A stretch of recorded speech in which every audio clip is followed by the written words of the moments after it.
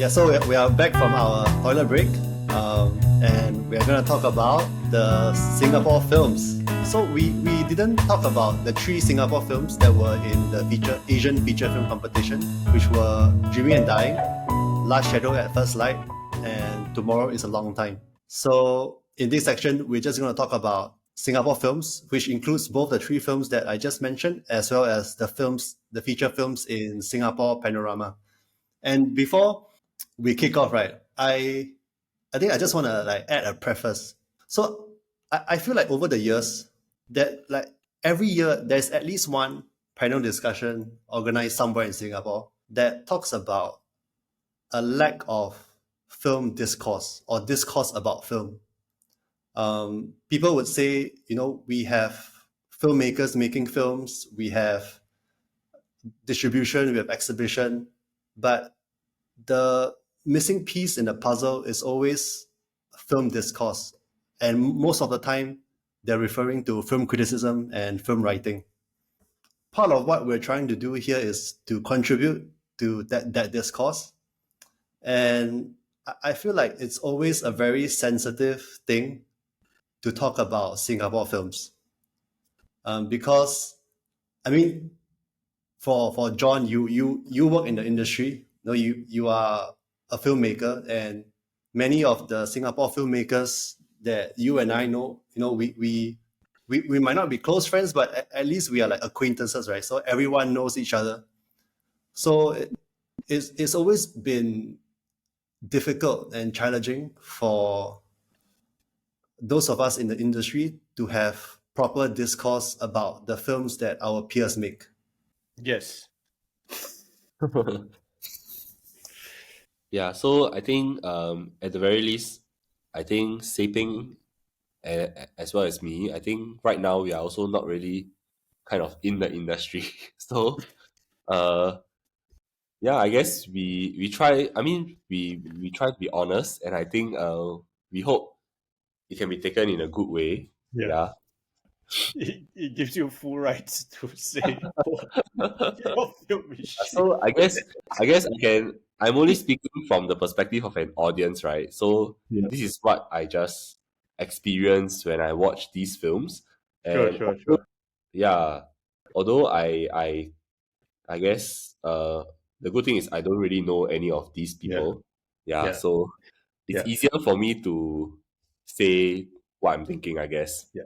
But also just to add on to both your points, I think any time a filmmaker makes a film, you have to be prepared to to take in what people honestly feel. And if you really can shed past kind of all the harshness to it, it's actually the best thing a filmmaker can actually receive, because you it's part of making a connection also. Okay. And with that, we're going to talk about the 3 Singapore films that we didn't talk about from the Asian feature film competition. Yep. Let's start with Nelson Yeo's Dreaming and Dying, which won the Special Mention Award. Yeah, Brandon, you're going to kick off by attempting to explain what the film is about. Okay, so this one is really quite a challenge, right? It's a film about 3 characters. One of them is played by Peter Yu, and then I guess it's a kind of like an indescribable film, because so many different things happen in different, I suppose, in different timelines. And like sort of it dabbles on the relationships of these 3 characters, and as interpreted in different lives. I'm not really quite sure what the film is really about in that sense. Yeah, because I find it difficult to honestly, I find this film difficult to understand. Right. Yeah. Maybe I can make an attempt, right? I mean, first of all, I really, really like Dreaming and Dying. And the film is in some ways a love triangle So there is two guys. One of them, as mentioned, is played by Peter Yu, and there is another guy played by Kelvin Ho, right, which is a non-professional actor. I mean, he's great, man. I think he's great. Also, one of the best actors Singapore have. I think and to me, he made the film. He carried the film to me. He's the heart of the film, Yeah. Yeah, and the lady is played by Doreen, which has worked with Nelson for quite a few short films. Same for I think Kelvin also appeared in some of Nelson's shorts, right? Is that correct? I can't remember. Shorts. I think just Dreaming, the short film, right? Yeah, Dreaming, the short film. Right. And a recently Super 8 film that Nelson did. He that one. Yep. Yeah. And he was also in Wei Ting's short film Love at 50. Love at 50, correct. Yeah, him and Doreen. Yeah. Yeah, so the film, if you want to describe what is it about, you can say it's about a love triangle between these three characters, but it's way more than that. It mixes in this Chinese mythology about what I'm also not sure. But Brendan, did you dig into it? Yeah, it's sort of like borrows quite liberally, I guess, from Chinese mythology. Yeah. Chinese folklore. About folklore, something about the 八仙过海 and things like that. I'm honestly not very well versed in such mythology. The immortals who were trying to, like, I don't know, seize heaven or something, but then they end up like causing chaos. Something like that. Yeah. There are also some shots about, I think, like some underwater shots about like there being like this underwater battle. Yeah. And there's like basically like you're right, like it's like a relationship triangle interpreted in different ways. Either whether is it a dream within a dream, or is it like different lives altogether, is up to interpretation. Yeah, and I think one reason why I really like the film is going back to Tiger Stripes, right? Is the feeling like you don't know where this film is going, and it always keeps you on its toes. Yeah. And I mean, I'm going to spoil the film, right? Because I have to, like, in order to explain why I like this film. Like, you watch the film midway, and it's revealed that Peter Yi's character is a mermaid. And the way Nelson staged that revelation, at first you think this guy is going to, like, this guy wants a blowjob, right? Because he's at the park with the girl and he dropped his pants. And my first thought is, does this guy want a blowjob? And then suddenly, I think the camera tilts down, and the camera reveals that Peter Yi is a mermaid. From that point on, right, I fell in love with the film, and because you're like, what the hell is this film, and where is it going? And I was just kept on the edge of my seat when I watched this film. And even though it's hard, when you are watching the film, right, and you're trying to piece the puzzles together, it's hard to perfectly, like, fit the jigsaw, right? But you roughly know what is it about. You know, like, on the surface level, there's a love triangle, but at the same time, because of the repetition structure that Nelson uses, which reminds me of what Hong Sang-soo does in his films. You know, Hong Sang-soo, he likes to present situation number one, and then he presents a similar situation number two that is maybe 90% similar, but there is something different. And it tries to bring out this sense of deja vu. Like, I don't know, like do you agree with that characterization? Yeah, for Hong Sang-soo's film, at least. And I feel like Nelson even in the way he shoots the film, right? It borrows from Hong Sang-soo's like film language. You know, the zoom in and zoom out, the zoom in and then you pan and then you zoom in again, then you zoom out and then you pan somewhere else and then you zoom in again. I feel like that whole language and as well as this like that repetition structure, for me, it's a huge influence from Hong Sang-soo. Yeah, and then Nelson adds in his own interest in Chinese mythology. Yeah, I mean, I definitely do see the resemblance to Hong Sang-soo's films, but at the same time, uh, yeah, I find that it's not at the same level and it's not for the same purpose also. Um, Hong Sang-soo's films are generally, to some extent, autobiographical. It's always about his relationship with recently it's always about his relationship with a woman lah, right? And I think part of watching Hong Sang-soo's films is also getting to know like how his relationships are like. There's like a it's like for cinephiles kind of thing. Yeah, and I'm not the thing I find problematic about Nelson's film is that I'm not sure I can really identify with any of the characters. Yeah. I don't really particularly feel very strongly for any of them. And um honestly, like how at the end of a film when something happens to a character and you don't really understand why, you will think like, hey, what happened? I want to find out more. But when something happened to a character at the end, I felt like I didn't even want to know why. I wasn't sure what was the point of trying to understand his story, because I feel like the story is not very coherent. Yeah, and I think this kind of writing that Hong Sang-soo does, right, is something that only Hong Sang-soo can do well. Yeah, I think again, um, like when you talk about Morrison trying to copy like Wong Kar-wai and things like that, right?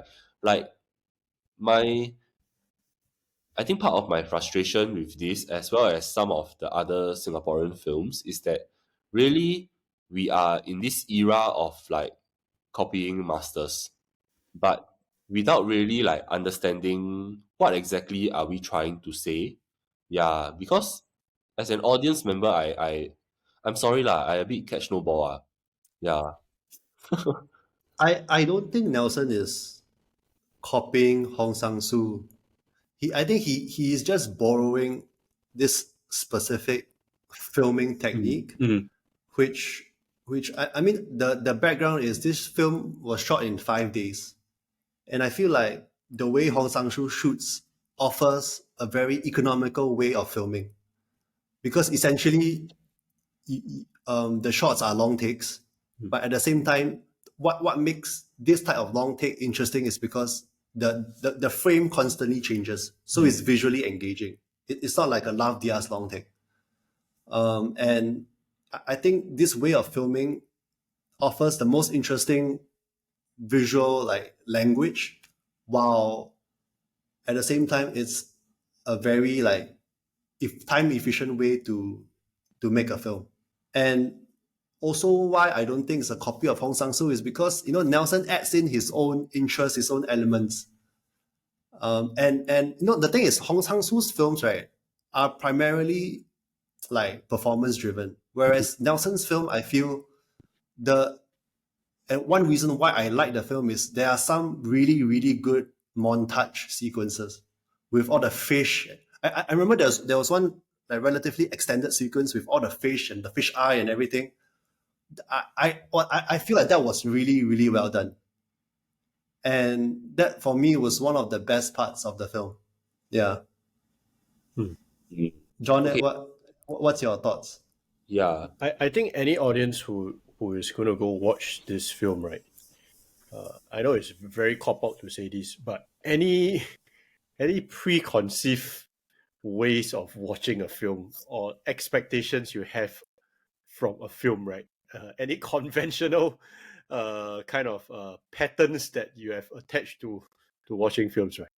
Just throw them all away and before you go and watch this film, because you'll be at odds with it if you keep on trying to find kind of narrative plot to it. What I like about it is fun. It's a very fun film to watch. It's humor. It has some of funniest stuff that I've seen in a Singapore film. Because it's really funny.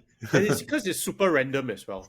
And I think in this film the humor comes off a lot better than some of his previous shots as well. I think there are two scenes that I don't know, is it a spoiler, but one involves them talking about smoking, which is the most random, inconsequential thing, but that exchange kind of lives rent-free in my head when they just talk about cigarettes and how it's bad for men's health. And then there's one particular part where it's a zoom out of Kelvin in the toilet and he's reading, and there's this really poetic voiceover that goes behind, and then he just say in Chinese, "What rubbish is this?" and he just slammed the book. And that was very funny because it also showed that the filmmaker he's not really taking himself seriously. Correct. He's like, okay, you know what? What if this thing that I'm trying to make a parallel, it's also one big joke or so, which sometimes, you know, when we think about all this folklore and everything, it's like, wow, okay lah, you know, history teaches us that there's patterns and there's human behavior that often repeats, but there's also a lot of wish-wash as well. Especially when you think about all these like immortals trying to like fight and everything. So I like those parts as well. Certain things can be a bit perplexing, like trying to, even though like what Peng say, you can feel the sense of deja vu and everything, but right, you know, after that when I think about it again, right, the one thing that I think really stays in you, right, is the landscapes that these characters are in, the beach, right, and this swamplands that are incredibly Singaporean, right? Yeah. It is. I think it's quite universal to foreign audiences as well, because they'll be like, oh, it's in the woods, it's in greenery. But as a Singaporean, when you watch it, right, you'll be like, this is very Singaporean weather, very Singaporean texture, right? And to see these characters just kind of like floating through it, walking through it, fumbling through it, right? It's strangely very quite endearing for me lah. I found it difficult to connect with. I think that's my main problem lah. I mean, apart from certain scenes, I mean, I do admit that they were funny, but I didn't really understand what Peter Yu's character nor the girl's character wanted. But Brennan, let me ask you something, right? Like I get where you're coming from when you say it's hard to like emotionally relate with these characters. I agree. But for me, what's engaging about the film is, number one, it's funny, and the shots are great. They look great, and there is a sense like, for example, right? Have you watched Alain René's last year at Marimbak? Yes. So I mean, I don't know whether you like the film or not, but you would agree like the film is almost incomprehensible. Yes. And you it's very difficult to relate with the female protagonist. Yes. But even when I watched Marimbak for the first time, right, I was very entranced by what the film was trying to do, even though I didn't understand the meaning behind the film. Yeah. And in Marimbak, the actress, she's great. and the shots, all the tracking shots, the dollies, they all look great, and the architecture of the hotel, the way it was framed, I mean, it's all like visually very interesting. And you just the reason why I enjoyed Last Year at Marienbad was because you know that Alain Resnais is trying to do something, Right.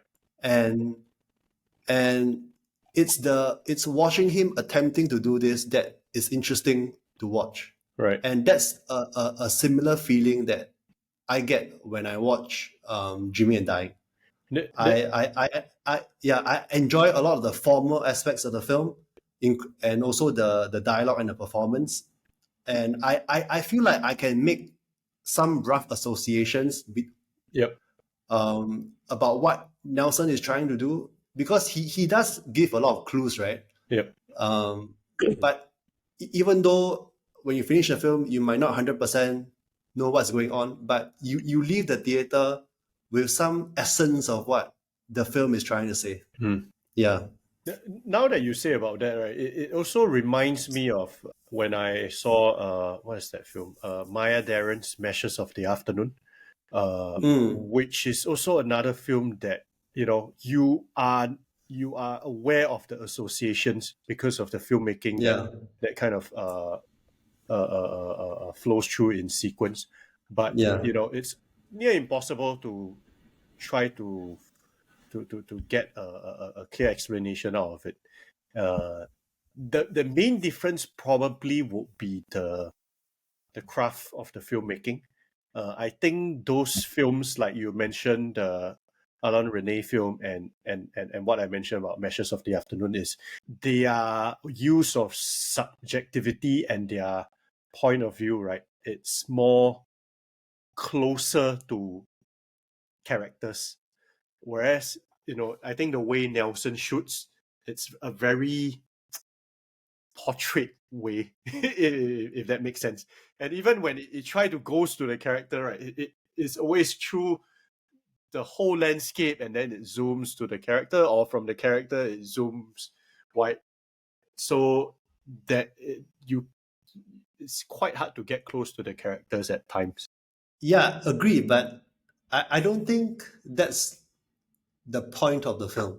Yeah, I think the film was trying to present some interesting concepts about whether it's like reincarnation, or whether it's like trying to like cinematically represent some of the mythologies that Nelson is interested in, and rather than a traditional idea of characters and character development and all that. Yep. Yeah, a very generic way of describing this genre of film will be, this is a very vibes film. Yeah, I guess okay, actually, to be honest, even Last Year at Marienbad, like, I know it's seen as very avant-garde and things like that, but to me that was more of a practice in surrealism. Like, there was a certain artistic movement that Alain Resnais wanted to capture and wanted to present, and it very intentionally tries to defy understanding. It's really like what some of us might call a vibe piece, a mood piece. Yeah. Which is also why I think actually I prefer Alain Resnais's Hiroshima Mon Amour. Oh, I love that film. Yeah. Compared to Last Year, but because it had a more coherent, like basically two coherent characters, right? Yeah. At the very least. And that was to me, that was so much better than Last Year at Marienbad, at least in terms of movie going experience. Yeah, I mean, I understand where you're coming from, Seping, but I'm also not looking at a film and thinking I need to understand the film. I think it's really about what does the film make you feel first. And me, I just feel like Dreaming and Dying didn't make me feel particularly strongly for any of the characters, lor. Yeah. I think the feeling I felt after finishing Dreaming and Dying was nothing to do with the characters, but I felt almost a sense of thrill at at having experienced some of the montages in the film, which I think for me was one of the best parts of the film. The imagery. Yeah. Yes, and the imagery, yeah. For the next section, right? Because the two remaining films is Nicole Midori Woodford's Last Shadow at First Light and Zhao Ziwei's Tomorrow is a Long Time. I feel like we should talk about these two films together. And the reason is because I watched these two films and left with a similar feeling. Yeah, Okay. but before I get into that, right, I'm just curious to hear Brandon's thoughts, because I think we both had similar thoughts and feelings after finishing these two films. Yeah, so okay, for Nicole's film, it's set in two locations. It's about a girl, a Singaporean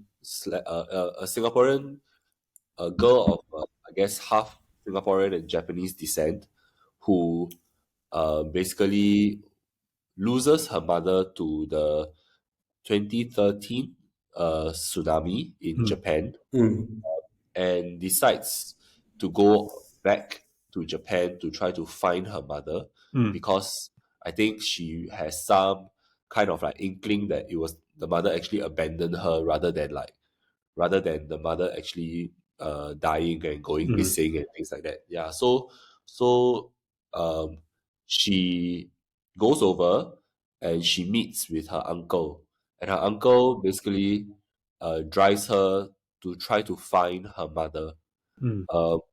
And throughout this whole journey, I think she comes to terms in some way with her mother. Eventually, I guess it is sort of implied that the mother died lah. Yeah, so she found a way to sort of like come to terms with her grief, come to terms with her loss.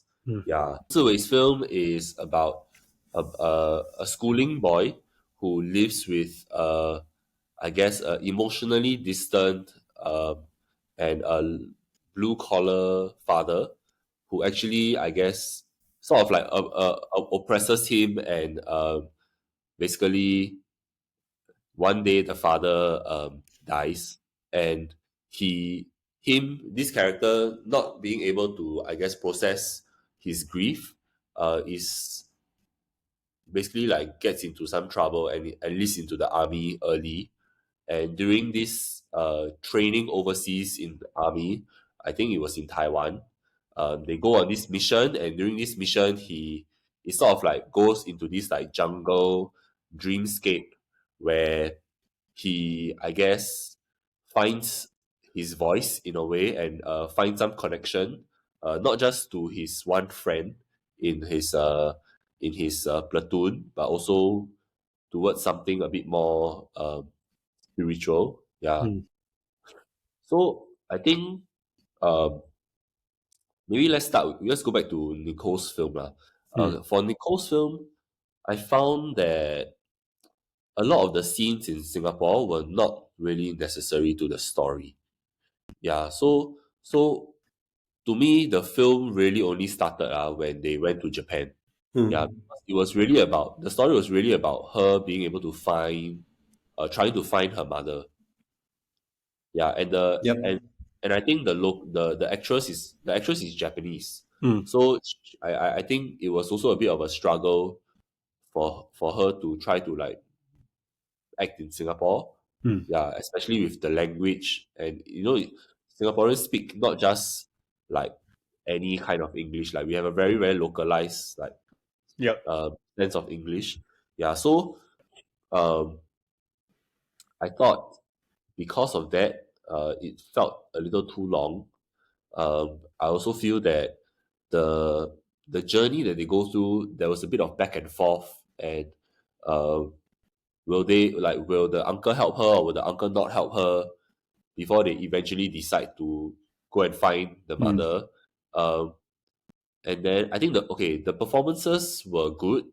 They were very solid. The location was very good. The scouting and everything. There are certain scenes that look like they were really intentionally like shooting a particular thing happening. Like say, I think it was one scene where the crows were like sort of swarming, um, like back in the distant landscape, and that was like very precisely done. So all these things are very good, right? But I think I didn't feel that the emotional payoff was very strong at the end. Right? There was no real, to me, there was no real development of her character as well as her relationship with the other main character, which is the uncle. Yeah. Yeah. So I felt a bit underwhelmed by it. Similarly, for Zhu Wei's film, I also felt very underwhelmed by it. Like there's this sort of like, I mean, I kind of understand what the film is trying to portray, which is this like very internalized male voicelessness and alienation, where like men are not able to really like um, express their worries, their troubles. They're not able to be sensitive. Like are often bullied into doing so, into being like masculine and to being sort of like quiet and brooding. But the problem I feel is that even at the end, I think for Zhu Wei's film, the writing wasn't particularly moving to me. Like there were some moments. I think there's like some sort of like dreamlike moments where the characters were visited by this like tapper, and then the tapper is sort of like a, I guess it's almost like a harbinger of death kind of character, and um, it's those scenes I think are still okay, but to me I'm not really sure what the point of the film is. Yeah, like what does he actually get in the end? Because he sort of just if I'm not wrong, the ending scene is like him on a tree, and then he sort of like listens to the jungle and things like that. Yeah. So what I've actually sort of like surmised, right, from watching these two films, and also I guess to Nelson's film as well, is that like actually in Singapore we can produce very, very good films. Like our production levels are really quite amazing. Like we can go to Japan and make movies. We can go to Taiwan and make movies. We can go to Thailand and make movies. We can, like have international actors in our movies. We can do so many amazing things, right? But the thing that I'm constantly let down by, is the writing. And I'm saying this, like, I mean, obviously, I'm not a filmmaker, right? But uh, I just, as an audience member, I feel like I'm not rewarded for watching the film. Yeah, and I think this is something that I notice a lot in local films, that there is no real catharsis. Yeah, I think the film that made me feel the strongest, right, at least when it comes to local films, right, is really Yellowbird. Yeah, I thought that was one of the more emotionally strong films in our recent sort of like cinema history. Yeah, uh, yeah, I find it frustrating, right? Because I feel like writing is something that should have been done. It's like done pre-production, like it's before you scout for location, you scout for actors and things like that. So I just find it a letdown that the writing, as tough as it is, yeah, it has to be strong enough. Yeah, if not, it's like what Kurosawa says, right? Like a bad script, okay, you give it to a good director, it will still be a bad film or something like that. And then he says that if you give a great script even to a bad director, it will still be a decent film. Yeah. Yeah, so this really uh triggered me lah to some extent, I guess. Like, I think stating, maybe you share similar thought. Do you? Am I alone in this? Yeah. No, you're not alone. And honestly, right, these two films is where I find the most difficult in terms of articulating, what I think and feel about the films. Um, I mean, just to put it out there, I know Nicole and Ziwei, and in fact, I have always admired the short films from both of them. I love Ziwei's. So I mean, Ziwei is from LaSalle, right? So even when I was a film student at LaSalle, I've always admired his work. He did two films that I really like, Waiting and After the Winter. And I found both of these films to be really moving. And for Nicole, same thing, right? I think she did a few shots that I really liked, like Tenebrae. I really like Nicole's like Permanent Resident. That's the one with Yan Yan. And for We Are Strangers, which premiered at SGIFF short film competition. I think that the year when we were youth jury, Brendan. I think that was quite well done also. So I came to both of their feature film screenings with very high expectation, especially Nicole's film, because the premise on paper sounded great. You have this very personal story about this young girl who is traveling back to Japan in search of her mom, and it is set against the backdrop of this huge tsunami that had a lot of like psychic impact on the Japanese people. On paper, right? And you have as DP like Hideo Urata or Hide, who taught me in film school. He's a great cinematographer who also shot Plan 75 recently, great film, and A Land Imagine. So you have all these very stellar people on your team. So I came into Last Shadow expecting an insanely good film. But I think, echoing what Brandon said, I struggled to relate, to find an emotional connection with the film. I think a lot of it is the writing of the relationship between the girl and her uncle was not very strong. I remember sitting in the cinema and like it was halfway through the film and the girl and her uncle's relationship has barely progressed. Like the uncle is still like very moody, very like pictic with his niece. Yeah.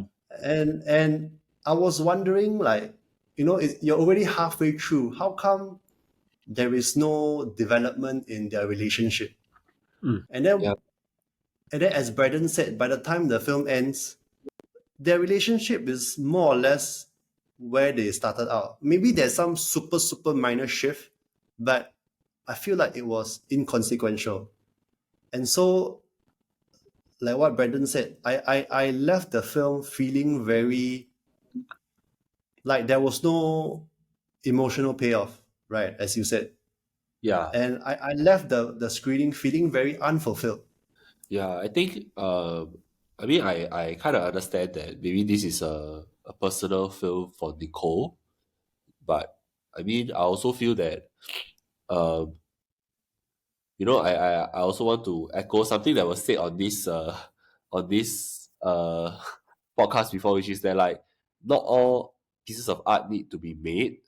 And I feel that at the very least, if you want to make a personal piece of art, in order for it to sort of like do justice to your own personal trauma and all that, it should at the very least um like give a payoff, right? You should definitely at least have some kind of like, you should at least try to move your audience and make it interesting for your audience, because I agree with what Siping said. Like there's too much of a will they won't they back and forth.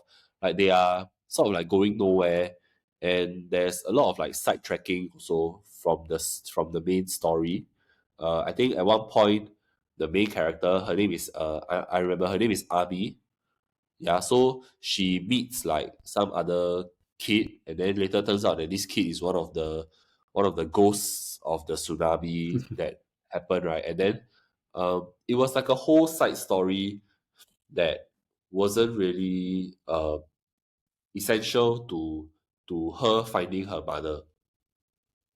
Yeah, and I think if that character arc between the main character and the ghost boy was it could have been essential to the plot of the film if it was, I think, written better. And for me, right, the most crucial point in the film is when the girl meets the mom, right? Is basically the climax of the film, like near the end. And I was waiting for something like significant to happen.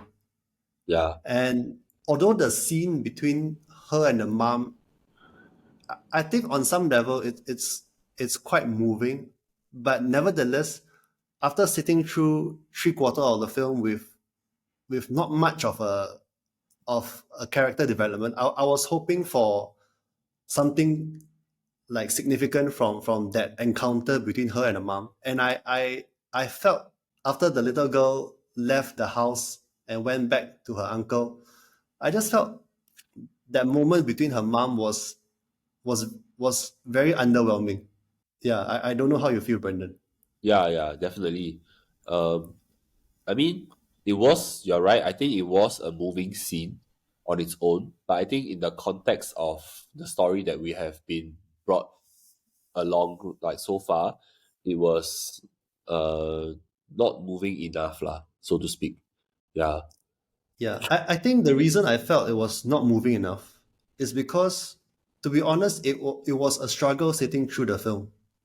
Simply because we felt very distant from the characters.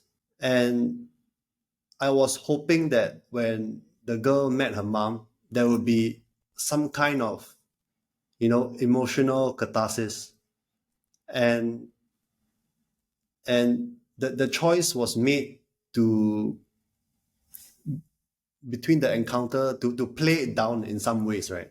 And so because of that, the whole film we are building towards that moment when the girl meets the mom. And then it's not satisfying. And so for me, that's why I left the film feeling pretty indifferent to the film, to be honest. Yeah. yeah. I think it's by no means like a bad film. Yeah, it's definitely a film that like you can sit and watch through, but it just like what you say, I think it is underwhelming. Yeah, it could. Yeah. I think we both wanted to like it a lot more. Yeah, and it was Yeah.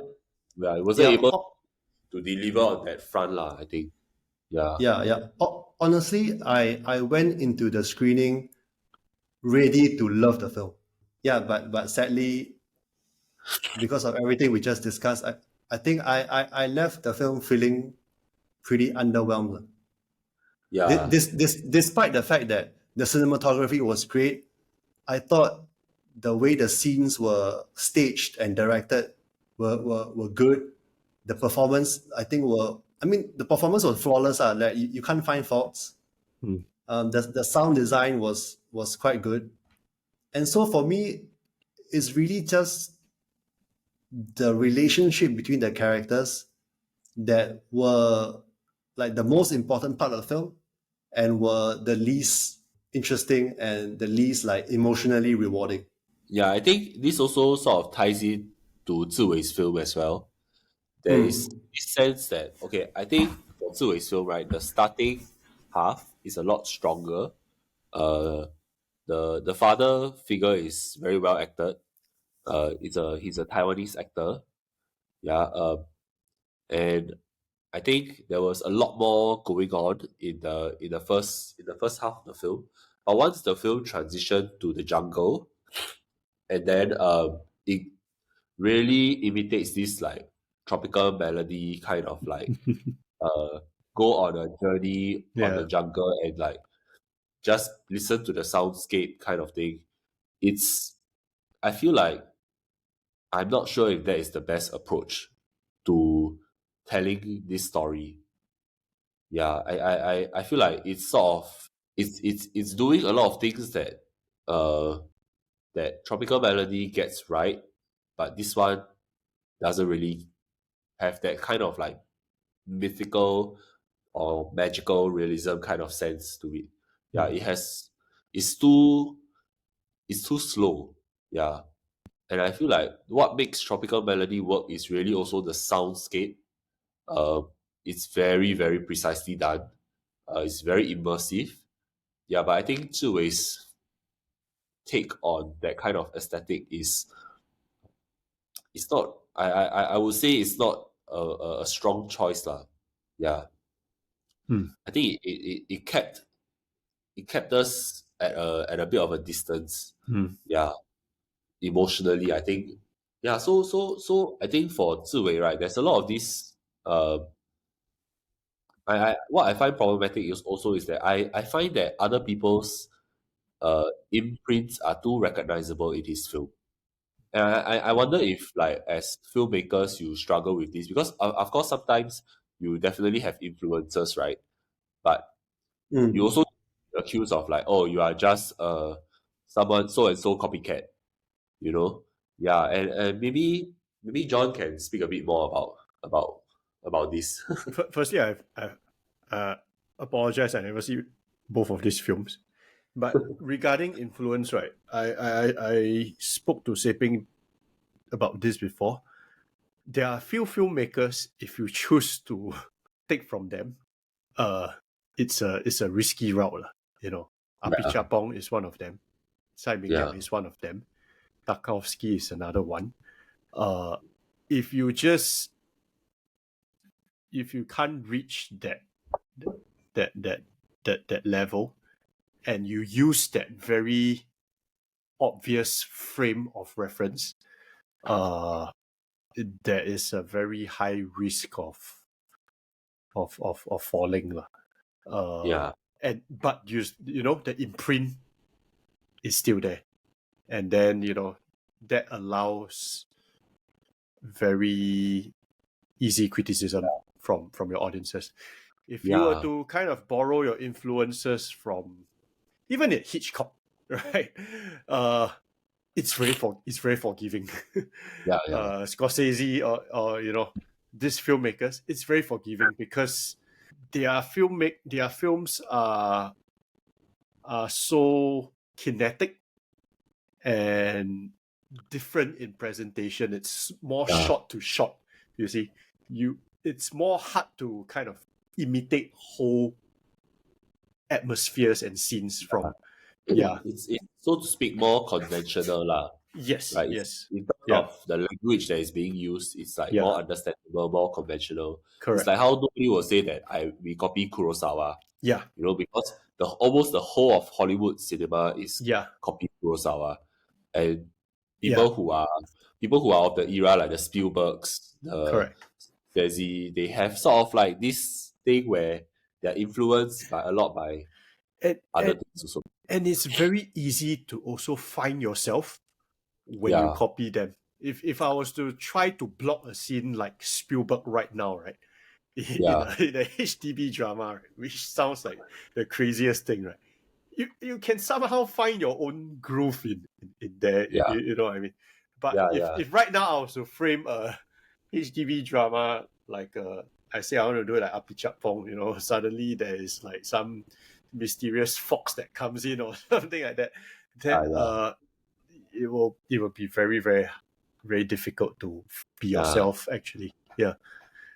But I feel like we are sort of living in the era where we are spawning Apichatpong copycats like left, right, center, like he has been such a like, I guess, recent giant of Southeast Asian cinema, right? And I think so many people are, I guess, hungover on his films.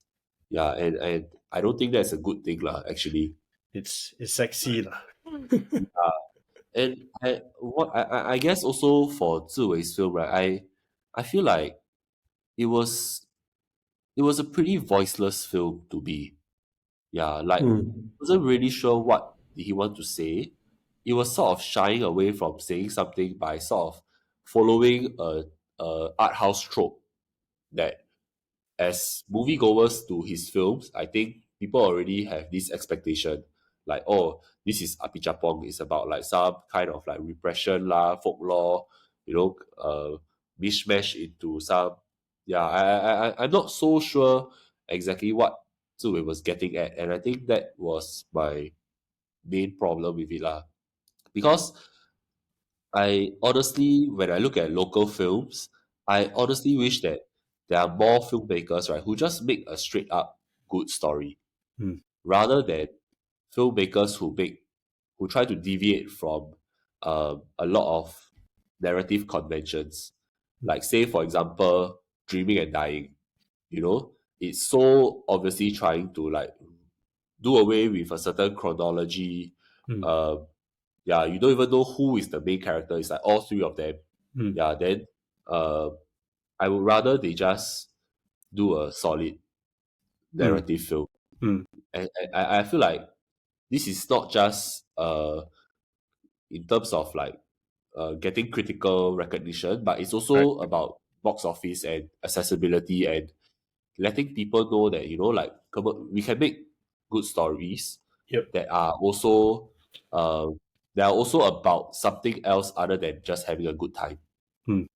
Yeah, and I feel like that is really lacking. Yeah, because so many of our filmmakers are art house filmmakers, unless you are Jack Neo, right? Um, or maybe to some extent Kelvin Tong. Uh, yeah, then they always do this like overtly art house films, and I think that is not to the benefit of the local audience of Singapore lah. Yeah, because nobody, even highly educated people, uh, like a lot of my friends, they might it's a tough sell for them, to watch local art house films, and they might very well watch Marvel films. They might very well watch Killers of the Flower Moon, Scorsese, Yep. Oppenheimer. Yeah, but these are great stories, Yep. Very clear as well. Yeah. Yeah, and I think that's really what's missing in our local film scene. Yeah. So maybe if John can think something. I don't know. But I think it's a whole culture also lah, to really move towards narrative, much more stronger narrative script Yeah. writing. Yeah. Writing very, very fully dimensional scenes as well, moving from one scene to another. Yeah. Yeah, and I just want to point out, right, that actually a lot of these, a lot of the masters that we learn from, like say Cai Minglang, right, he started off making a very narrative film. Yeah. Yeah, and even like something like Goodbye Dragon Inn has a very clear story behind it. Yep. Yeah. Like certain character want this, certain character want that, and it's very obvious. But the thing is, sometimes when we just copy the aesthetic, we don't mention to this story that actually there's an underlying story. Actually, even Apichatpong, I think it's very clear. Yeah, to me, okay, maybe don't count Mysterious Objects at Noon, because that is a artistic experiment, right? But to me, Apichatpong's best film is Cemetery of Splendor or Uncle Boonmee, because narratively the most coherent. Yeah, especially Cemetery of Splendor, I think it's the most narratively cohesive. Whereas like films like Tropical Melody, Syndromes and the Century, they are more mood pieces, but although there is a story, especially Tropical Melody, there is a story, right? But the story is actually very simple. Yeah, but it's there. Like I think we cannot run away from stories and telling a proper story. Yeah. So I think that was my main problem with Zhu Wei's film, which is that I'm not sure what story is he telling. Yeah. Well, there's so many points that you guys brought up that I'm wondering like which thread to pull on.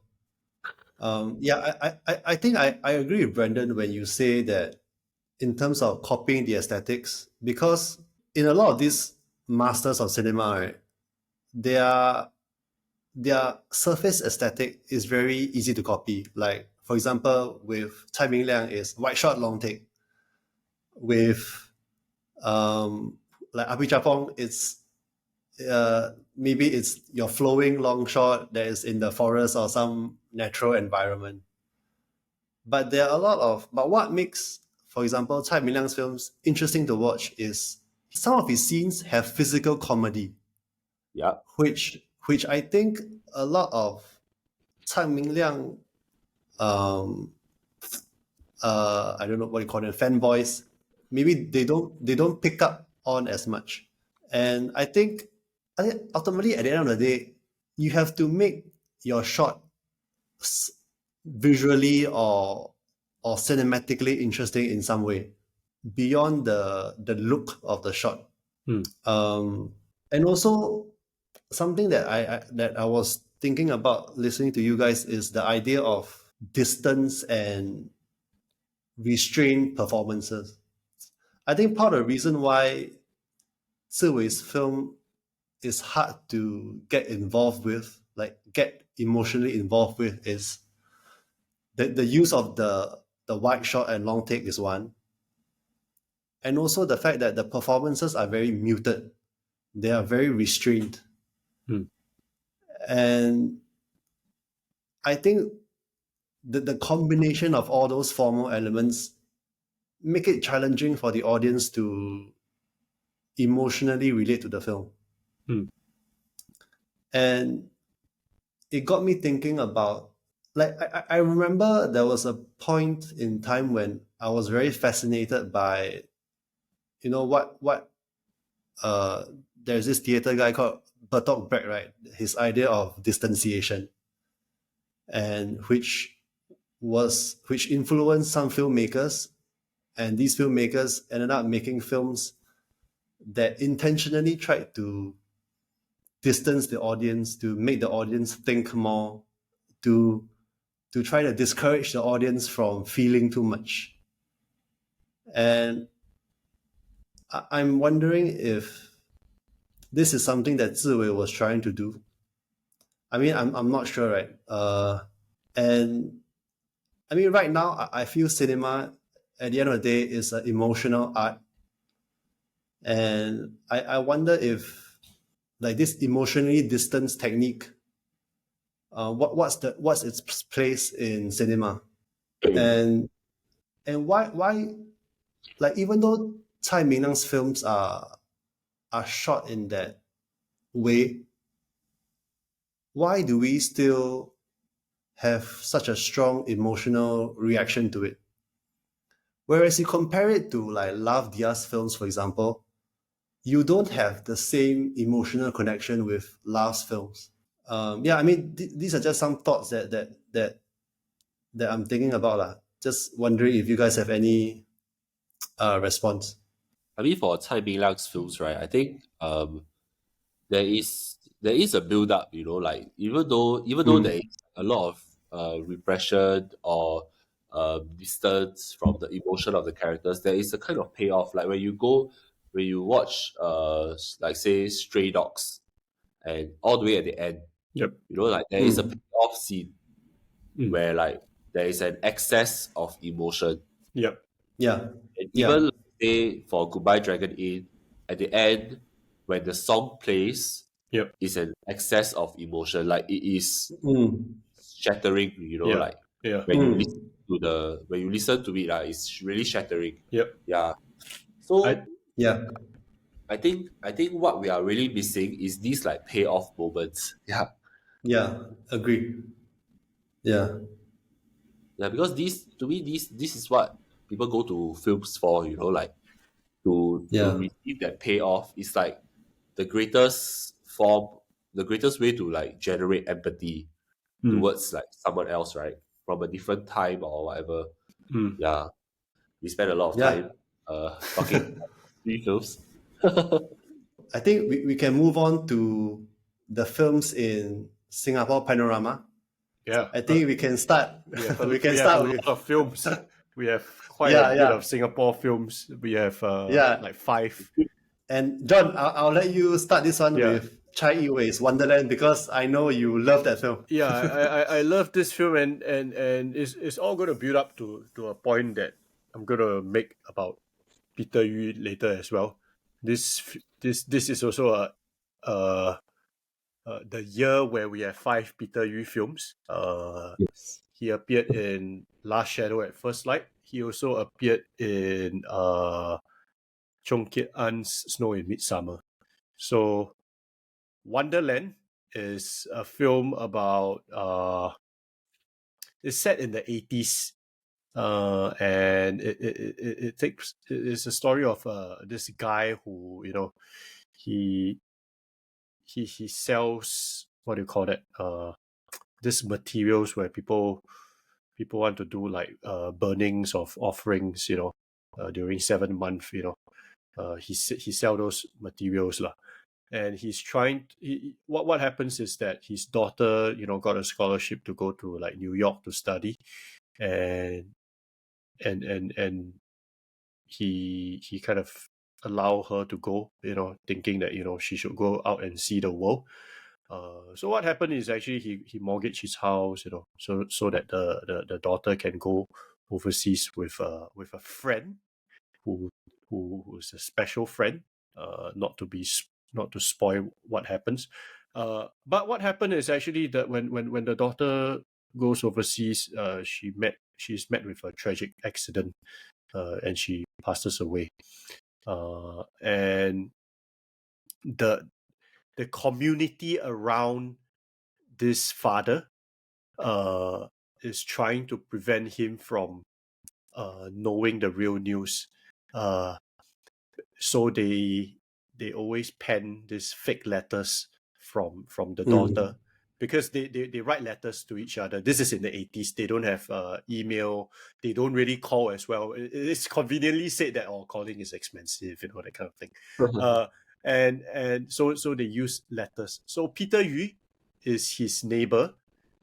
So he moved into a HDB block, and then, you know, there's a community around, and Peter Yu is his next door neighbor, and Peter Yu understands English as well. So he writes these letters, and they are kind of using this because this character he's he's about to die already. You know, he has bad health.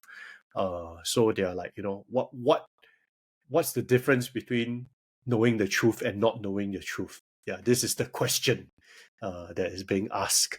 You know, whether to tell a white lie or to tell the brutal truth. You know, when somebody's emotions is at stake. As the story goes, there's some plot twists at the end, but it really tugs for the heartstrings. It's a film that tries to also shows you the bygone kampong spirit of the past. But also at its core, it's a moving friendship between two men. One whose heart and soul is his daughter and his late wife, who, you know, who committed suicide. And there's Peter Yu's character, the neighbor, who has demons of his past as well, being a deadbeat gambler, and who is now trying to make good of his life. So there's all these things going on, and I really enjoyed it. I thought that it's one of the stronger commercial films out there. There are scenes where you watch, because at first my preconceived notion is, okay, is this going to, because Singapore's commercial films it's a pretty low standard, man. That you will watch like 10 minutes and you'll be like, the basic craft, you know, sometimes it's barely passable. There's all these problems, whether is it in blocking, acting, and everything. But by the 30th minute of this film, you know, I know this might sound like I have a very low expectation, but by the 30th minute of this film, not only it passed, you see a confident filmmaker, you know, with at helm of this, and there's a moment in this film when you look at Mark Lee and Peter Yu, and you're like, damn, these are the two best actors in Singapore right now, and they are both in their 50s. It's both heartening, and it's also both sad as well. It's like, wow, we really don't have actors. But it's a delight to watch Peter Yu on screen, and this also translates to Dying and Dreaming, and the film that we're going to talk about later, Year of No Significance. Also, he brings a presence on screen that is unlike a lot of actors his age, or even actors like 10 years younger than him. Perhaps it's the life experience that he had prior to his return to screen. But he there's really a gravity he brings to screen. And yeah, I think that a lot of people should watch this film when it's out. It's a film that I never expect to champion, but here I am championing Wonderland. Yeah, it's an MM2 production. Yeah, so people should really go and watch this film. I know I know by making that statement it sounds like I'm bringing a lot of implications to it, but yeah, it's a good it's a good film. Yeah. Yeah, I mean, for me, I also enjoyed the film. Yeah. Quite. I mean, I wouldn't say a lot, but quite a bit, lah. Yeah. I think why I like this film is mainly because it's a very sincere, down to earth attempt at telling a story about friendship between these two men. Yeah. And to be honest, I haven't always been very impressed with Peter Yu's performance. I think in the films that he has acted in before this film, he hasn't really demonstrated range. A lot of filmmakers like to cast him is because he has a good face. Yeah, he has a great face. And you know, he has that charismatic, that like almost that chiseled like face of experience. But sometimes the lines that he has been given so far has not allowed him to demonstrate his acting chops. And he always play roles that doesn't give him, you know, dynamic range. You know, like it doesn't give him opportunity to flex what he can do. I feel like this role in Wonderland allows him to do that. Yeah.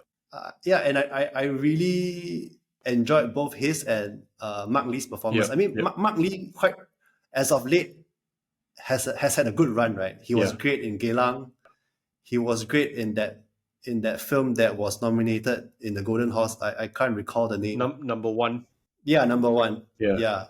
This film, by the way, without both of these performances, right, it will fall flat. to 6 Feet Under, man. Sorry. It really relies on both of their performances. Yeah. I mean, we don't want to overhype this film. I think there are small little issues in the film. Like, for example, I always found the HDB void deck scene a bit weird. It is quite weird. It is quite weird. Yeah, there's something quite manufactured about it. Yeah. Yes, quite like government PSA tone, you know. Yeah. But I think if you cut down, if Yiwei had cut down on those scenes, I think it would have been a perfectly fine piece of film. Yeah. The dream sequences in the Wonderland, in the amusement park, are not scenes that are not my kind of scenes as well. Yeah. So every time when they cut to those dream sequences, you just like, oh, okay, I guess this is just something you have to pass through to get to the next scene. Yeah. So there are a few of those moments. Yeah, and I just want to say, like, I think during the past weekend, I think we both watched Girls in Pinafore. Is that what's the full title? The Girl in the Pinafore. Yeah. The Girl in the Pinafore. Yeah. His third film. You can, his third film. And for me, you can really see the level of improvement in craft between that film and this film. Yeah.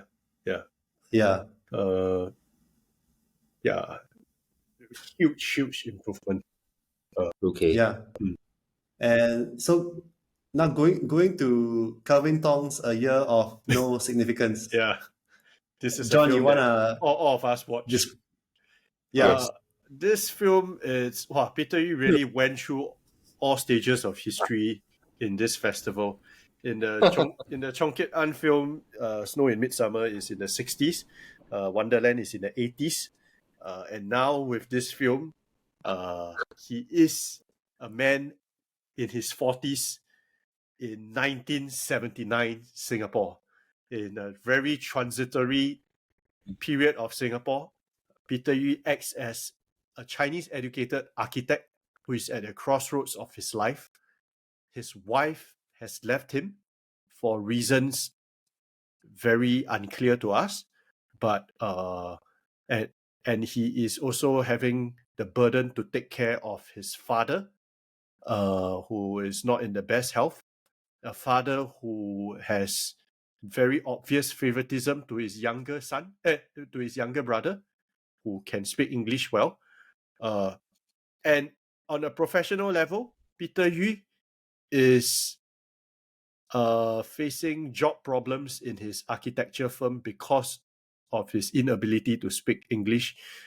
He's being sidetracked to do much more less important tasks, connecting with the workers on site, rather than taking the bigger task of like pitching ideas or designing. So all this builds to a lot of frustration in him, and he tahan until he cannot tahan anymore. So basically, this is of course there's also a lot of atmospheric details that kind of go along as well. He sits in the car and he kind of stops. Yes, a taxi driver moment. Yeah, taxi driver moment, and then after that, there's a lot of like eating scenes as well. There's Chinese New Year scenes. They play fireworks. There's scenes where the brother is having an affair, domestic problems. It kind of it has an interesting tone, because on surface, right, it looks like, oh, this is Kelvin Tong's art house film, because it has its fair share of white shots, but it also kind of moves at a much more steady rhythm, maybe because of his foundation and fundamental craft as a commercial filmmaker as well. It moves much more steadily, and it doesn't have a lot of those philosophical, existential underpinnings that you see in art house films. It's quite straightforward in terms of in terms of the story. In fact, maybe a little bit straightforward. But this is impeccably shot. Is well crafted. It's shot in Malaysia for most of the time. The script is just a little bit slight for this film, I would say. Why do you say it's slight? Because it's event after event that is happening, and even though you are very clear of his emotional progression, there is not much of a inciting incident or a premise. Actually, all we know that this is a man is at his crossroads, and it's not good. That's pretty much the overall story. Like there isn't like a, like if for example, if let's say the main story takes place in the architecture firm, and he's trying to like cut a deal there or something, maybe there is much more of a story. But if it was going through this is a whole atmosphere taking place in this particular year, it probably needed much more scope and scene by scene that probably needs much more action going on. I think I think it was a lot of things happening to the character, and not a lot of the character responding or doing something that will change his current situation. It was just like event after event, and I think I mean, it is a rather conventional story. Mm. And even the ending was sort of like just a manifestation of, I guess, like really sometimes your life is just about luck, Mm. that kind of thing. Mm. Yeah, so it wasn't particularly like insightful lah, I would say. Mm. Yeah, and actually I one of the so when we watched the film, right, at the premiere at SGIFF, right, I think Kelvin Tong mentioned that this film was really a tribute to a generation of people that were, I guess, neglected because of this like language policy that Singapore implemented, right? Yeah, but I just feel like I didn't really get the sense that it was really about that in the film. Mm. You know, I think maybe that's what John also meant by it being very slight. Like, Mm. it's really about just a neglected son, Mm. rather Mm. than Oh yeah. being like a character who is about this generation and things like that. Although there is some parts where you go and meet his friend and then they are talking about like how the Chinese magazine is nobody reads, nobody Yeah. cares anymore, that kind of thing. Yeah. Yeah. In Yeah. fact, I think the film that did this very well, like capture the zeitgeist of this like generation of people who were forgotten, right, is really the songs we sang Yeah. by Eva Tech. Yep. Mm. That was a lot more cohesive, coherent, and a lot more moving also. Yep. Yeah, I Mm. watched that. I think I cried like 3 times Yeah. when I watched that film. Yeah. Yeah. So that was really about an entire generation of like Yeah. uni grads from Nanta, right? And they were all like on the cusp of like wanting to do something, and then they all just couldn't. Yeah, so that was Mm. heartbreaking for me. Mm. Yeah. So I think A Year of No Significance, definitely I think a worthy watch because it's interesting enough, Yeah. but I don't think it is really I don't think it really tries to do more than what it sets out to do lah. I think it's Mm. really like just a simple, easy to digest kind of film. For me, the scenes in the architecture firm, the dialogue amongst the Peter Yi's colleagues were so bad. Like it threw me out of the film. And Yeah. I think there were at least like 6-7 scenes that were set in the office, right? Yeah, And every time I hear the dialogue from his colleagues, right, I just switch off, like, wow, like this is That's really is quite so a pity, man. Yeah. yeah. it was quite cringe lah. That part was quite cringe. Yeah. Yeah. It's like, wow, you got all these quite authentic scenes at home. Then suddenly you Yeah. cut to there, it's like, why like that? Yeah, and I'm pretty sure that like normal Singaporeans don't speak English that Yeah. way also. Yeah. Like especially in the workplace. Hmm. I don't understand this whole theatricality about Yeah. it. That one, Yeah. I would say I was maybe slightly a bit disappointed. Because I would think Kelvin Tong would probably, this would probably won't happen. Like, if this is in a Jack Neo film, you probably would see it. Yeah. Yeah. Played for bigger, this kind of more over the top performances. Moving on. Yep. So none of us watched Sean Neal's My Endless Numbered Days. Yeah. I guess we can't speak about My Endless Numbered Days. Yeah. Sorry about that. Sorry, Sean. Yeah, sorry, Sean. Seems like but it seems like quite a vibes film. We went y'all went to watch another Sean's film. We went. Yeah, we went to watch Sean Ng's debut Sunday on a Wednesday. Yeah. John, I know you had some part to play in the film, Yeah, so I maybe have. you could kick us off. Sure. Sean Ng is and the producer Caleb Kwek are both my friends from Ngee Poly. We were in the same year in film sound and video. More than like 17 years ago. And this is, they run a production company together called AMOC. So in around like June of 2019, they approached me to like kind of write the script together with them. And I wrote like 1 or 2 drafts together with them, and then after that they went away, did their thing, and I think they also Sean also worked on the film a little bit more himself, and then what I think it was last year or last 2 years ago they shot the film.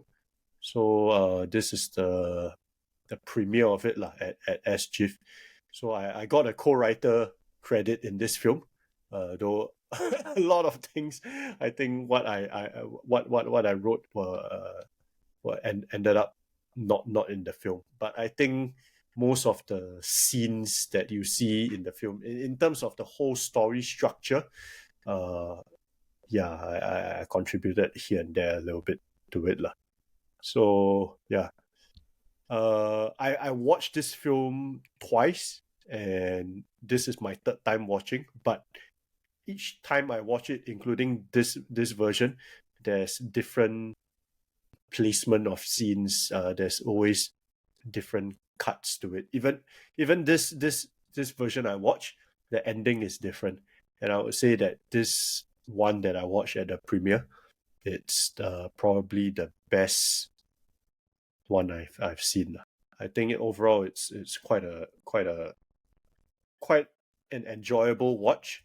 Yeah, but as a whole, as a film, it needed to dive a lot deeper into the world building and the what it really was trying to what is really trying to say. Yeah, I think it needed a little bit more spark lah. Yeah. Yeah, Brandon, did you watch the film? No, unfortunately I didn't watch any of the Sean's films. Yeah, I mean, for me, I found the film watchable. A lot of it is because of the lead actress. I thought she was quite good. The lead actor who plays her like love interest, I don't think he's that good. I think I feel he's quite boring. He's quite a boring actor. Yeah. He plays his lines like pretty straight, whereas I feel the girl brought some like spark to her role, which made it more interesting to watch. Yep. Yeah, I mean she has, I don't know whether it's her natural personality, but she brought a certain like flavor to that role. Yep. But other than that, right, I think what I'm thinking about is, because in the film, I think, sorry, in the Q&A after the film, I think Sean mentioned that he wanted to have a certain like realism in the film. So I don't know whether you told me or he mentioned in the Q&A, but so he took out a lot of the dramatic scenes, like quote unquote dramatic scenes that were in the original script. Right. In an effort to preserve what actually happens in real life, like the life of so for audiences who don't know, like the lead actress, she plays a foreign domestic helper, a Filipino foreign domestic helper working in this huge bungalow in Singapore. So because of this attempt at realism, I think the film as a result loses some like some narrative heft. Yeah. Right. He said in the Q&A, he said it. Yeah. Yeah, he said it, right? Yeah. So I disagree. So, like, he shouldn't have taken it out. Yeah. A lot of things are gone. Yeah. A lot of world building. A lot of those things I think needed to be there for me. Yeah, but at the same time, when I say that, right, I'm also thinking of Ilo Ilo. Just to say on the record, I love Ilo Ilo, and even though it's more or less quite realistic, and there isn't any like super dramatic episodes in Ilo Ilo, right? That you would think, oh, it's a bit fake, like that doesn't really happen in real life. Yep. But nevertheless, Ilo Ilo it has a dramatic arc, right? Even though that arc is not very pronounced. Yeah. It's a very gentle arc, but Yeah. there are still some narrative momentum, like some narrative trust, Yeah. which I feel Sunday lacks. Yep, I agree. The characters in Ilo Ilo, they definitely grow, they change, they get disappointed, they get hurt, and in the end they come out, a little bit stronger, that kind of thing. Whereas here, a good part of it is somebody trying to buy a ring, somebody trying to buy speakers, and selling drugs. So it's, and then pregnancy, So those parts didn't quite, link one by one that well, I would say. Yeah, I mean, now that you say all that, right, I feel if it wasn't for the actress, I don't think this film is watchable. Oh no. Yeah. For me, I do think that the cast are not the most realistic lah. The two actors, they should be a little bit more realistic. They look quite like actual like idols.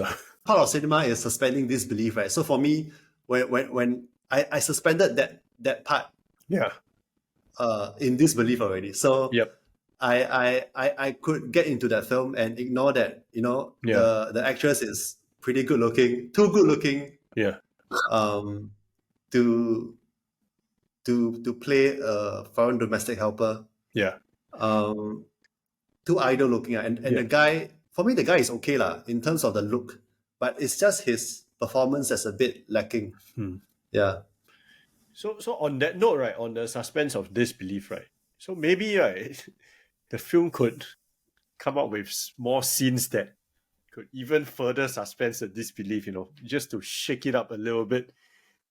Because actually all the scenes seems fairly like quite normal, right? Nothing is something that believable could happen, but it's also just like that, you see.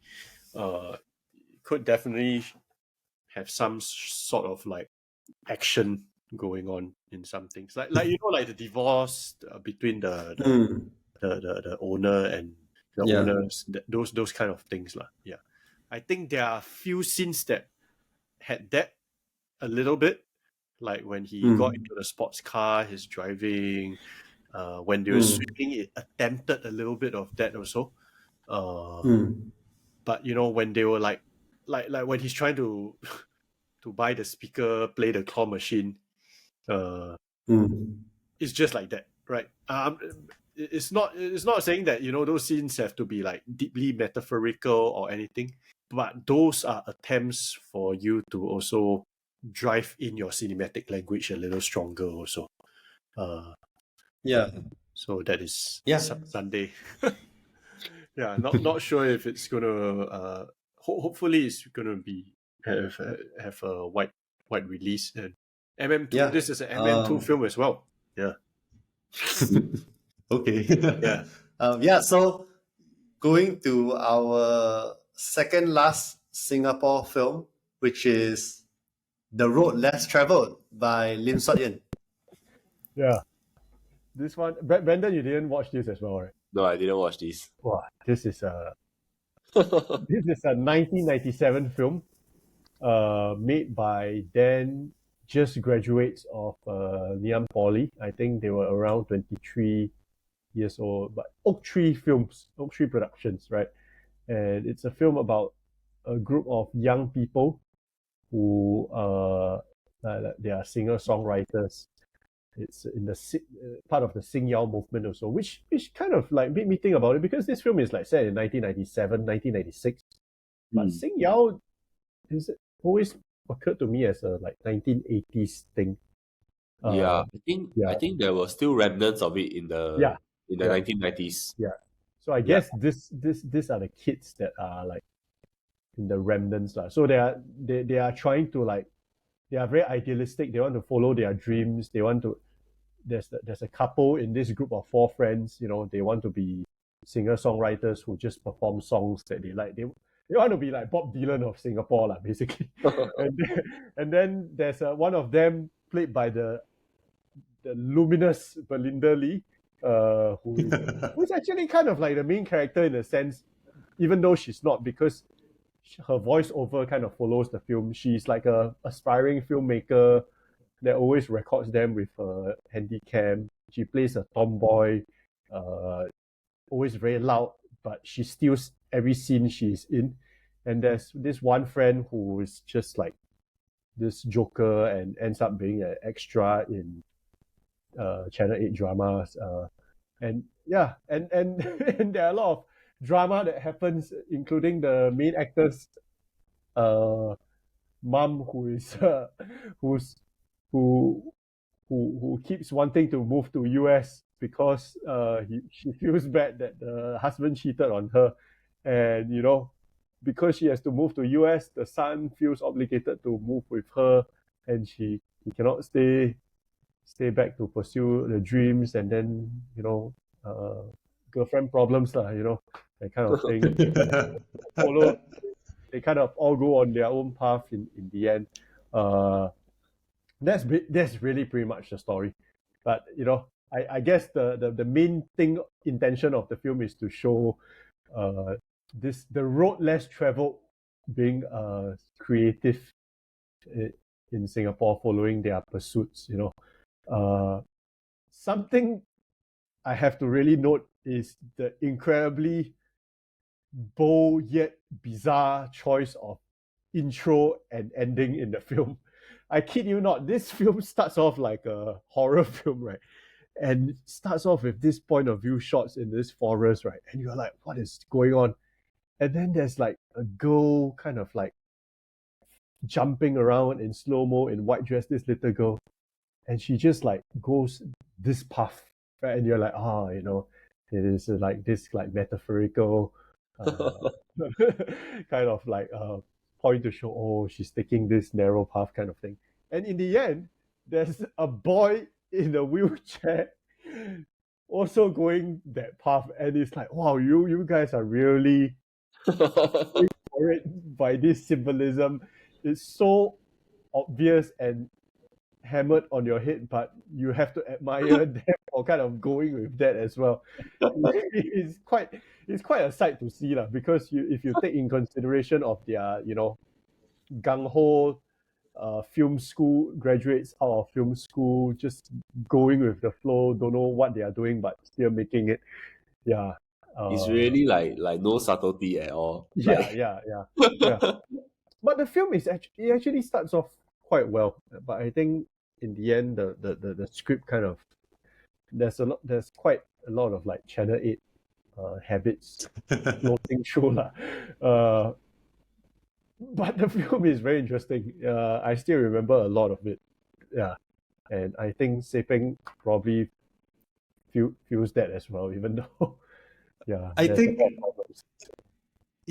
I mean, for me, I feel like it's not even relevant to say whether it's a good or bad film, but I love the characters. I think they were the most interesting things to watch, even though the plot is pretty contrived. I really like the 2 actresses, Belinda being one of them. I think they were awesome. But other than that, I don't know what else to say about this film. Right. At this point of time, right, I don't care if I'm spoiling the film. I'm just going to talk about some pivotal scenes in the film. There's one part where the couple, right, they're about to break up and go their separate path already, right? And they are seated in the void deck, right? Okay.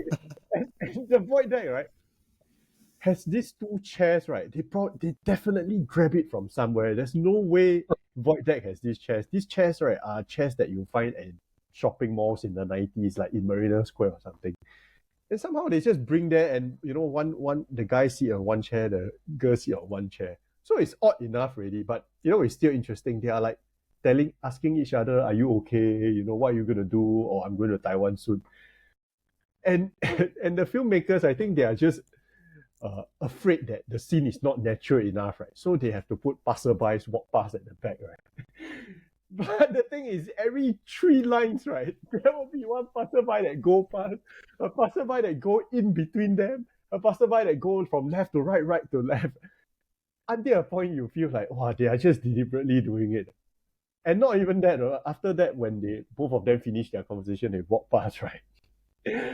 A road sweeper will come out, enters the scene, and sweeps away the rubbish. Yeah. And yeah, there's a bit of a B grade kind of quality to it, but it's very amusing to watch. Yeah. I get very. I think that's all you can say about the film, lah. Yeah, that's all. That's all. I hope. I think Asian Film Archive will definitely bring it back because it's restored by them. And people should watch it, lah, to kind of sense a bit of a zeitgeist of the 90s. Yeah, Singapore. totally. And I think for me, right, the main reason to watch it is to watch Belinda Lee when she's young. Yeah.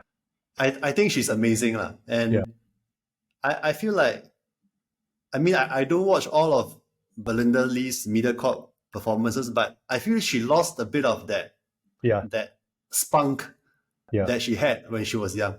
Yeah. It's a spark, lah. It's a spark. Yeah. And now to the final Singapore film. Technically, I'm not sure if it's a Singapore film. It was made by a Singapore director, but it's shot in Greece, and it features this African lead character. The film is Anthony Chen's Drift. And maybe, John, I know you like the film, and Brandon also. So maybe one of you can, describe what the film is about. It's actually based on a novel. The novel is called A Marker to Measure Drift. Okay, and it's by Alexander Makshik. Yeah, so this film is an adaptation lah. It's not 100% faithful to the novel, which I think is fine because it's a film adaptation. So I want to say that this film, in terms of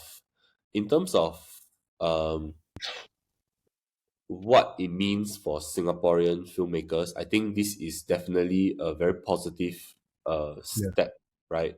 Because I feel like at some point, it should be also possible for Singaporeans to not just tell Singapore stories, that we can tell stories about refugees elsewhere and things like that, or any other story that we want, like look at someone like Li Ang, like making, like no longer making Taiwanese films anymore. Yeah, so I do think it's a step in a positive direction. I think Anthony is really in his own way like breaking boundaries lah for what it means to be a Singaporean filmmaker. Having said that, I do enjoy the film. I think the film is really about this refugee story, right? About war-torn Africa and this woman who basically fell from like high society to becoming this poverty-stricken refugee stuck in Greece. Yeah, and if I'm not wrong, this was actually shot in during the pandemic. So a lot of the like tourist scenes in the film were actually all staged, like were all like extras. Yeah. So what I like about the film is that, okay, there is a clear emotional payoff, there is a clear story, and I think Anthony being Anthony, he shows a lot of restraint in the emotions about the character all the way until a certain point where there is at least some kind of catharsis. So it's really the story that we were talking about just now, right? That was lacking in some of the other films. Yeah, so this one had a clearer story, also because it's based on a novel lah. So, I mean, however, I feel like there were some shots that made me feel uncomfortable lah. Yeah, I for example, like I think this film had like the most number of like panty shots I've ever seen in a movie. Yeah. Yeah, like and it's so obsessed with like this like look of this refugee woman like changing and like taking off her panties on the beach, like to wash it and then wearing it back and then all the and we only got to know the significance of it all the way at the end, right? But throughout the whole thing, it made me feel like a bit of a perv. Mm. Yeah. Uh, I mean, I think that is fine. It's not really such a big takeaway from the film, right? Like, but one of the problems also is that I feel like the flashbacks were not really always um very. It didn't really flesh out as much as I would like it to flesh out. It played it Yeah. quite straight, and it was quite. I'm sorry to say this, but I feel like it's quite a simplistic view of understanding trauma, right? Because it's literally like just uh about loud sound, then cut to loud sound that happened in the past. So it kept doing this. I thought it was playing it quite straight.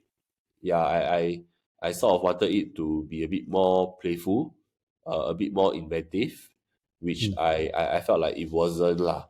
Yeah, although I did still have I think it was still quite an enjoyable movie going experience. Although it was a slow burn, right? The first like 15-20 minutes was like more or less silent, and uh, I think it really only got better when the other actress, the Kelly, her character, the tour guide, when she came in. Then I think it's really started to feel like, oh, okay, now we are getting somewhere. Yeah, and I think that took quite a while. Yeah. What do you think, John? Actually, I really like the film. I think this is one of his strongest films actually, and all the slow burn stuff, actually all the grease scenes, they totally work for me. I was fully engrossed in her progression and what she's going through. Mainly also because the character was really captivating to look at.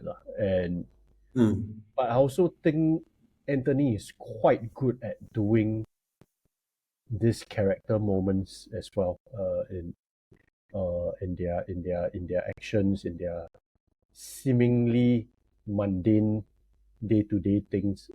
I thought he handled that quite well. I think the flashback scenes were not that good, especially those that were in England or those when he was in Africa with the family. Towards the end, I think it was quite strong and it's quite affecting in a way. But prior to that, her like normal life kind of stuff, those scenes, and I wonder, is it the way it was being shot as well? Yeah. But What do you mean the way it was being shot? it felt quite flat. I don't know. Yeah. The it could use a little change in film grammar or the way it's being shot. Yeah. I'm not saying that it needs to be like, oh, flashback have to be like all handheld, that kind of thing. That would be a bit overt as well. But, it felt a little bit funny, actually, looking at the...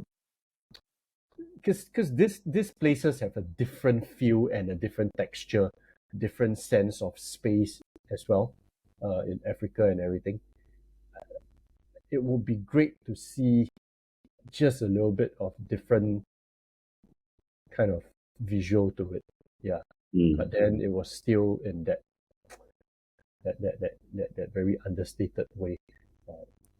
And those parts work well, fantastic in the grease scenes, lah. The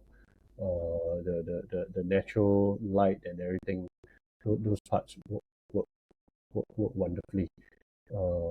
Yeah, but the flashback scenes always felt some parts also it's like why do we actually need this flashback as well? I wonder, is it, it comes to a point, this script, you need these flashbacks just to kind of function, and kind of serve as fillers at some point. Yeah. That being said, the whole film, when it leads to the end, there is a very I felt, for me, that there is a sort of emotional payoff, and there's something quite hopeful about it.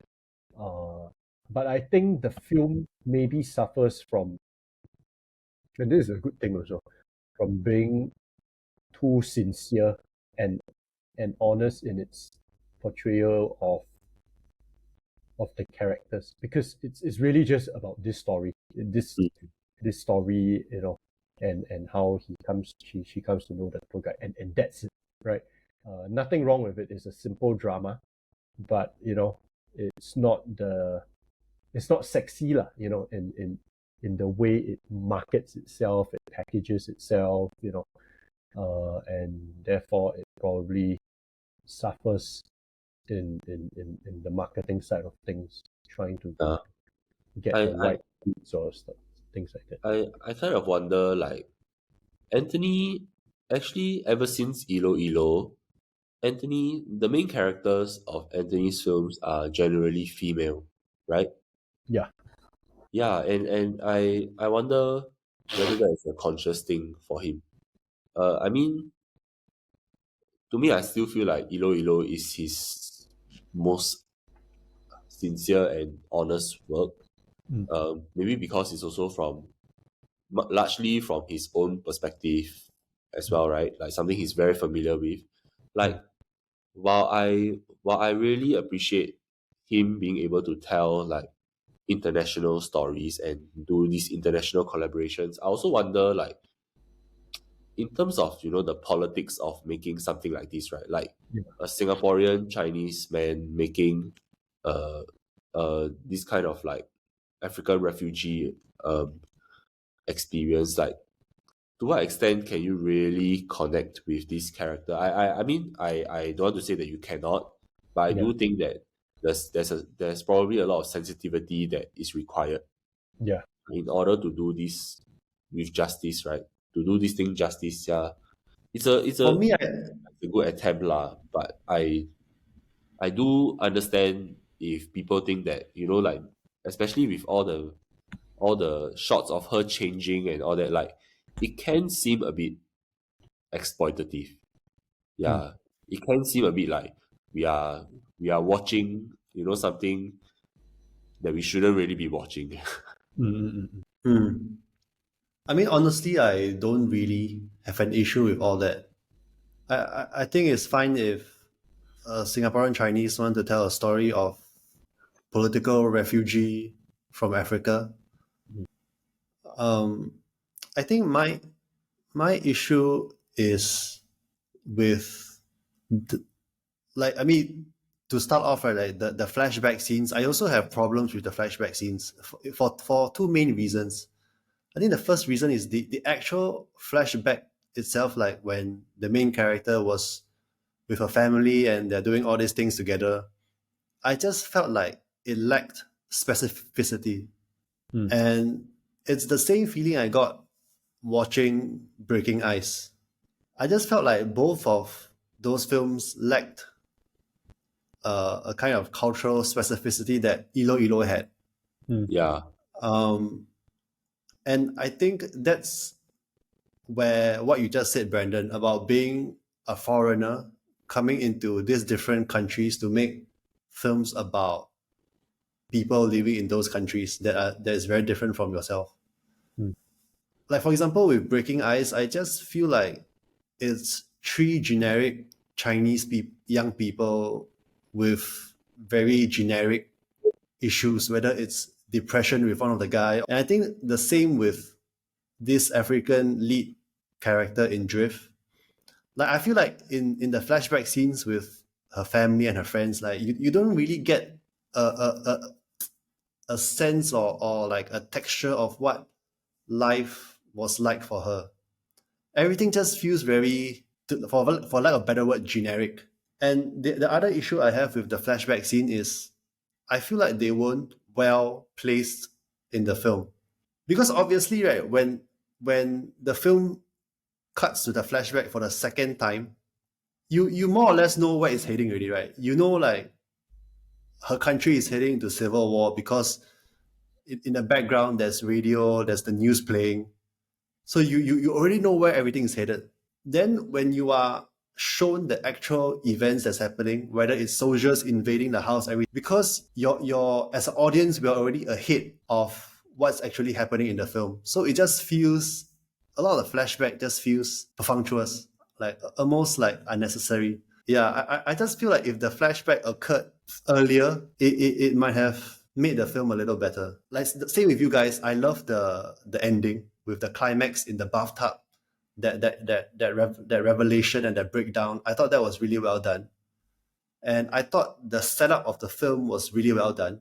You know, when we encounter this character for the first time, she's trying to make ends meet, scrounging for a living, like going to restaurants, trying to steal a bit of food, trying to give massages to the foreigners who are chilling on the beach. I thought those were great. But the middle part was where I felt a bit let down by the film. You know, when she meets this tour guide and she finds some kind of kinship with the tour guide, Kelly, I just felt like their arc was drawn out too much without much any like significant kind of development. And I always feel like an issue with Anthony's film is because he's so obsessed with restraint. I feel at times he has restrained his character too much to the point where it actually hurts the film. It prevents the film from fully showcasing what his character could be. I don't know how you guys feel about that. Yep. I felt like for this film, there was a kind of like excess in that last scene, which I thought was something a bit different from his previous films. I think maybe you see this restraint a lot more in his previous films to me. One thing that I forgot to mention that I thought was quite interesting was also that this film didn't really like fall into this kind of like very stereotypical white savior film where like the white character is the one who, you know, like basically helps the refugee and takes her in and, you know, does all these things for her.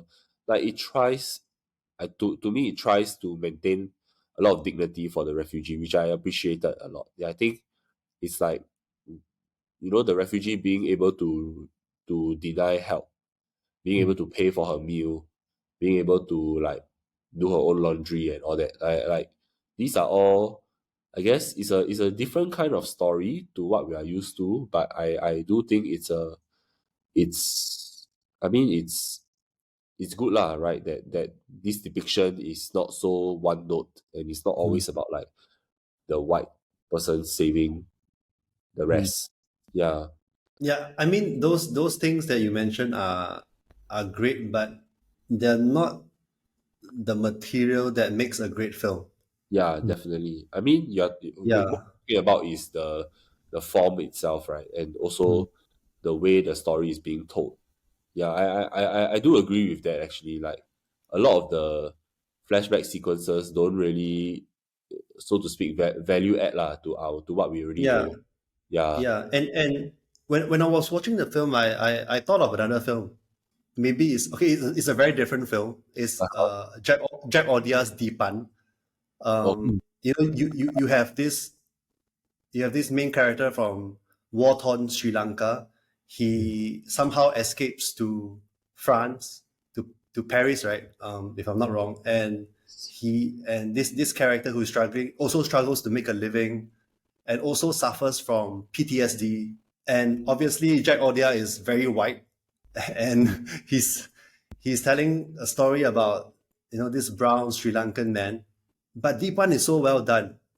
you don't feel like it's just a white man making a story about a brown person.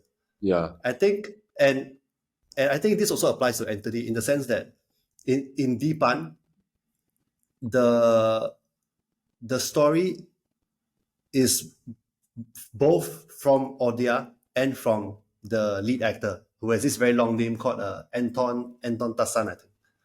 And when you read like the behind the scenes, right, Jack Odia was very receptive to his lead actor's input because he knows that this guy has direct experience. And I think in Anthony's film, the lead actress is also the producer of the film. So it's not just a film by a Singaporean Chinese, right? Because the producer does have a say in how the film is conceived. So, and also I think that right, yeah, and how she's portrayed, and that's why I have no issues with all the underwear shots. I didn't feel like it's exploitative in any way. In fact, I got a bit annoyed because sitting next to me, there was this guy who was saying, "Oh, that's the male gaze," and I was super annoyed because that is such a simplistic reading of the film. Yeah, because if it's a female filmmaker who shoots the same exact thing, right? Then it becomes another. You might not feel the same thing. You see. Yeah. That itself, what I just said, right? It's also a very simplistic way of saying, but that's the point I'm trying to make. Is that cinema language it can be that simplistically categorized, but it's also what you make out of it, whether you decide to place emphasis on that exact moment, or you are able to see it as one fragment of an entire narrative. Yeah. And piece it all up together. Yeah. I think one thing that I like about Deepan also is that the economy of the storytelling. Like I think within the first few seconds or the first 2 minutes, you are already out of Sri Lanka. Yeah. And you don't see Sri Lanka ever again. Yep. Yeah. And I think that is amazing. And I think you are right in that Anthony could have done that, right? But he chose a different means of telling the story, which is very long drawn and at times a bit repetitive and not so much progressing what we already know. Yeah, and I feel like if you were to nail down what this film is trying to explore, for me, right, it's really about how friendship can be a healing agent, right? It's basically how the friendship that this main character has with the tour guide is an aid to trauma. Yeah. And if you see from that lens, right, the middle part of the film, I just feel it's very underdeveloped. Because if you think about what the two characters were doing, they were just like go jalan-jalan at some very nice hill, and that isn't really, the film didn't really like peel back the layers until near the end, correct? When after the main character has abandoned her friend a few times, and finally she returns back to her when she was swimming in the sea, and they adjourn to having dinner, and then back to the apartment where the real crux of the film happens. And by the time that the real meat of the film happens, it's already near the end of the film already. Yeah, which is why I just felt like the middle part wasn't really developed well. And that's great. Okay. Yeah. So I'm a bit of a dilemma because it's 1 a.m. now, and we still haven't talked about the other films from the other section, like Foreground Altitude, Horizon,